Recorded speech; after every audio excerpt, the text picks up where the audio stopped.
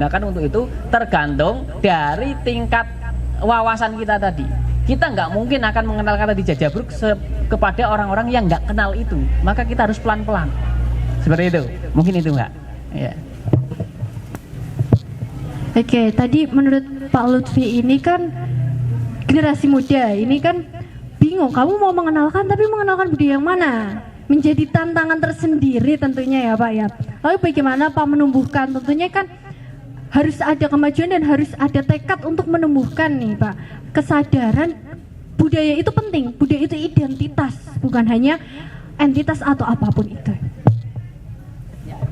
Jadi kaitan untuk tekad tertentu, nah sama tadi, karena makanya saya mengangkat tadi dari Omah Dalang dulu, itu memang dari keresahan kita sebetulnya, keresahan kita dengan saya lebih merasakan gini, kok anak seusia saya waktu itu ini nggak ada kegiatan lain, ya nggak ada kegiatan lain selain apa, yuk main PS, ya waktu itu, yuk mungkin rutinan futsal, ya tapi nggak ada pemaknaan lebih dalam. Futsal oke, itu untuk olahraga, tapi bisa nggak kamu olahraga have fun saja, nggak usah main gabrak-gabrak kaki temen, bisa nggak? Fun football itu juga Ronaldinho ketika hadir ke Indonesia, fun football bahasanya, tapi di sliding dia, maka dia meminta keluar karena takut cedera. Itu loh. Jadi kita seringkali melakukan sesuatu hal itu apa ya, overlapping, ya. Apa yang harusnya kita have fun ya have fun saja. Nah di situ saya mulai berpikir, oh kok gini-gini aja ya, dan kita seakan-akan pingin berprestasi tapi ruangannya nggak tepat untuk meraih prestasi. Nah akhirnya apa? Yaitu coba ya kita cari data-data atau dasar-dasar apa nenek moyang kita dulu bagaimana sehingga kita membutuhkan itu, sehingga kita bisa melakukan itu, ya. Nah, sehingga apa? Munculnya Omah Dalang di TBM, kita ingin mengoleksi beberapa macam buku dengan segala bentuk ilmu pengetahuannya untuk kita baca dan kita kembangkan, ya. Sekarang coba saja, kalau kita tidak punya tekad untuk itu, tadi benar, tekad itu berangkat dari mana? Dari mana tekad itu? Dari sendiri, oke. Lebih tepatnya itu dari mulai ada keinginan, hasrat. Yang hadir pada pagi sampai siang hari ini kira-kira ada keinginan atau ada paksaan? Mungkin yang mendaftar ada keinginan, mungkin walaupun motivasinya beda-beda. Ada yang aku biar dapat sertifikat, ya toh, ngaku aja. Iya Pak, SKKM layan Pak. Iya ki, wes alurnya seperti itu, ya alurnya seperti itu, ya. Jadi hanya pasti ada keinginan dulu. Nah, berangkatlah dari keinginan itu. Keinginan kita apa? Ayo kita coba telusuri. Maka kalau jenengan tadi lihat CV saya, moto hidup apa? Jalani saja. Jalani saja itu tidak sederhana kita hanya jalan tanpa arah.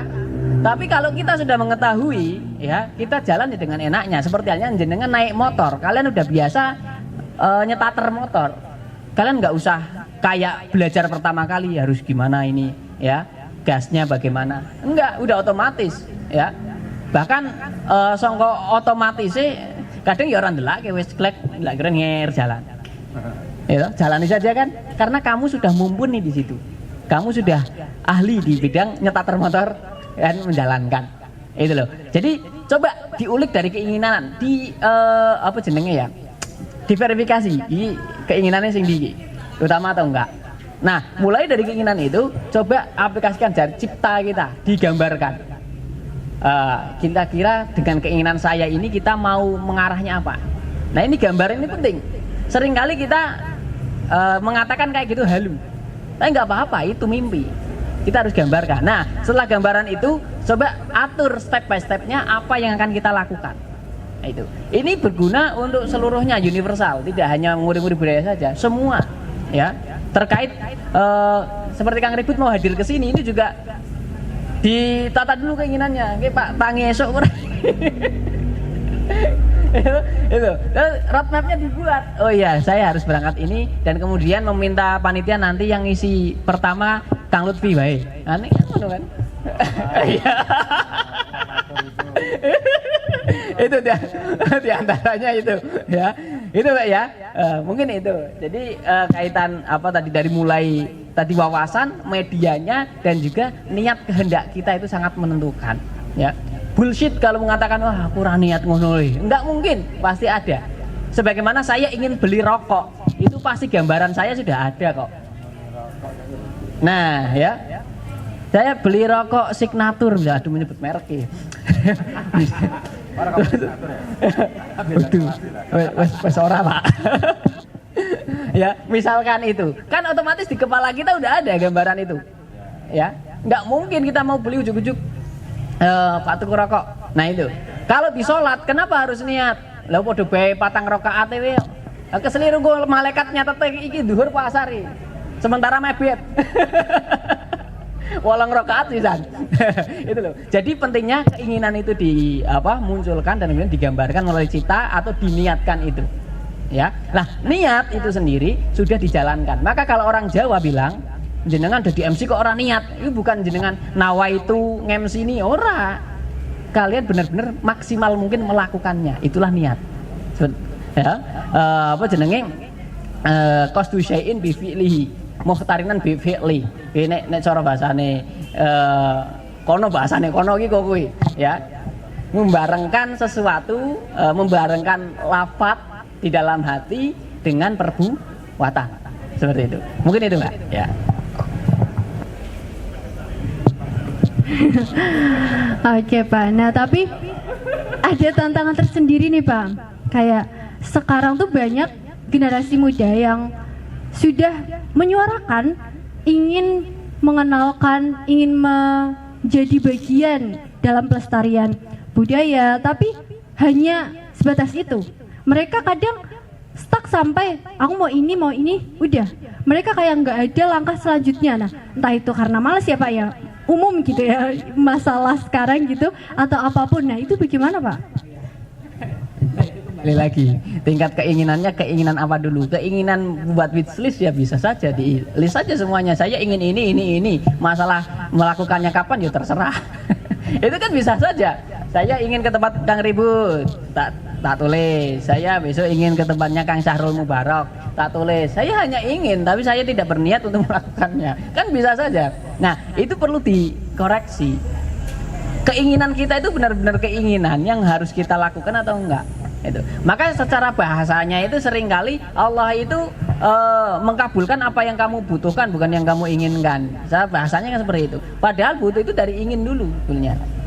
Ya, nggak bisa, tetap dari ingin dulu. Ya.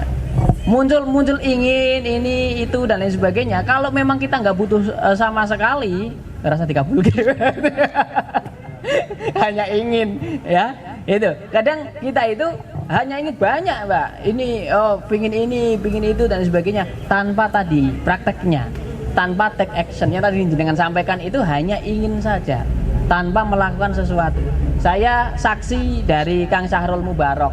Dulu dia itu Kang Syahrul itu digorek warulor. Jadi saya lebih tahu dulu dia bagaimana, ya. Setelah lulus sekolah dia waktu itu sempat bingung Pak, kuliah Kang, mungkin ada beasiswa dan sebagainya, kamu ambil itu. Saya bilang kayak gitu.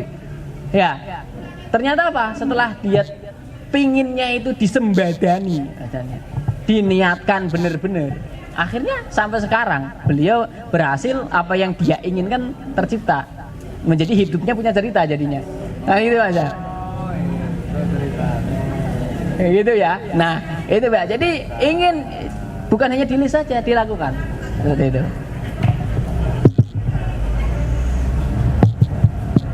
Nah, terakhir Pak, inovasi apa sih Pak yang perlu diterapkan nih Pak sebagai kunci untuk mengembangkan dan tetap mempertahankan tentunya Pak? Inovasi, cara inovasi itu sebetulnya sangat banyak sekali namanya inovasi. Innova juga ada yang reborn, ada yang venturer, banyak sekali. Oh enggak ya? Jadi inovasi, inovasi gitu kan? Enggak. Oke. Jadi inovasi kaitan untuk mengembangkan seperti itu sebetulnya kita coba lihat dulu mana yang akan kita susur, mana yang kita tuju, lokasi mana dengan komposisi keberagaman SDM di situ bagaimana. Kita nggak bisa seperti tadi yang tak sampaikan, kita nggak bisa mengenalkan langsung budaya Jawa yang seperti itu langsung kepada anak-anak yang mungkin mengenal pun enggak. Jadi kita set location dulu lah. Kalau kita mau di Ads itu kan, di Facebook Ads atau apa kan, kita harus titiknya mana ini yang akan kita susur. Nah, kemudian kita pelajari di situ banyaknya apa itu. Kayak kemarin dulu tahun 2019 di sini kan sempat saya dikasih PR oleh Pak Camat dulu itu. Dikasih PR sama Pak Camat bagaimana untuk ada karnaval di Wiradesa dengan tema promosi wisata. Kan tak detik juri loh. Ya. Waktu seminggu biar ya. Dikasih PR Pak Camat, ayo ini tolong buatkan acara karnaval dengan tema promosi wisata. Wisata ning Rodeso ki opo? Ya. Tapi pesertanya seluruh desa dan kelurahan. Untung temanya promosi wisata itu. Nah, semua desa, kelurahan rawani nolak, Pak. Kelurahan nggak berani nolak, Pak. Ya. Nah, akhirnya apa? Ya, coba tak ulik. Kalau dilihat wisatanya, ya gini onone Banyu Biru dong. Masa iya Banyu Biru. Nah, kemudian tak kulik. Akhirnya apa? Terbentuklah di situ, tak petakan per desa-desa itu ada apa saja, tak buat. Untuk membuat narasi dan membuat bagaimana karnaval itu mengidentikan desa atau kelurahannya dengan dirinya. Misalkan di Kemplong itu ada Kampung Jenang. Dia ada jenangnya ini. Ini kan potensial banget ketika nanti dibuat wisata tentang jenang. Seperti di Warulor sendiri dulu tak angkat temanya itu Kampung Lontong Tahu. Lontong kalau sendirian itu ora enak, tapi nono tahu nih. Itu konsep seperti itu. Bahkan sudah sempat di tahun 2019 akhir itu sudah ada anggaran karena COVID, Pak, nggak jadi. Jadi karena COVID, Pak, ya, refocusing. Jadi nggak fokus jadinya.